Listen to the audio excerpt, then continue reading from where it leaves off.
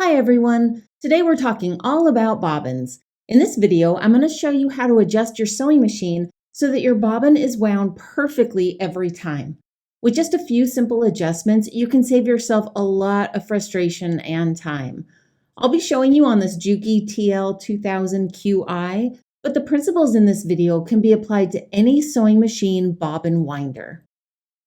Before we make any adjustments to the sewing machine, we need to make sure that we're threading the bobbin winder guide correctly. There are actually two different ways to thread it.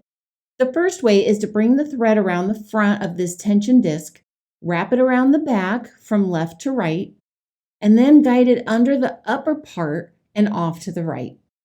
Let's see that again a little bit closer up. Make sure it's completely under this tension disc. Wind your bobbin about halfway and then check to make sure that the thread looks tight. This is an example of thread being too loose. See all these loose threads that are bubbling out and how the thread is spongy if I poke it? If your bobbin looks like this, thread the bobbin winder using option number 2 instead. For option 2, bring the thread from the back to the front through this top hole. Hold the thread with your right hand so that you have good control over it. And with your left hand, you're going to guide it up this right side, then bring it around the back of the tension disc, and you turn around to the front. Make sure it's on the top and that the thread doesn't slip down the back here. It should flow just like this. The thread should be all the way under this tension disc. This will give your bobbin thread tighter tension. When the bobbin's finished winding, it should look just like this. The thread is tight, and when I poke it with the screwdriver, it feels solid, not spongy. And it's in a straight column too. When I compare it to the bad bobbin, I also noticed that this thread is a bit thicker at the top than it is at the bottom.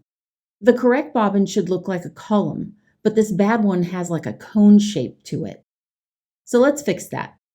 I'm going to turn the sewing machine around so that we're looking at the back of it. We're going to unscrew right here. Unscrew just enough so that it moves a little bit up or down. We're going to make very slight adjustments here. I'm going to mark this with a pen so you can see where it was. If the bobbin was wound with the imbalance being too heavy at the top, like this one is, bring this down just a tiny bit. This is all we need to do.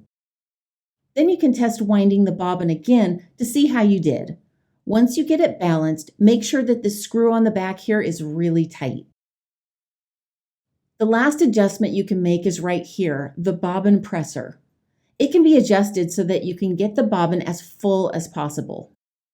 You push this in to secure the bobbin so that the machine will stop automatically when the bobbin's full.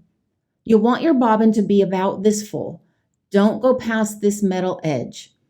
Just inside of it so that it fits into your bobbin case easily.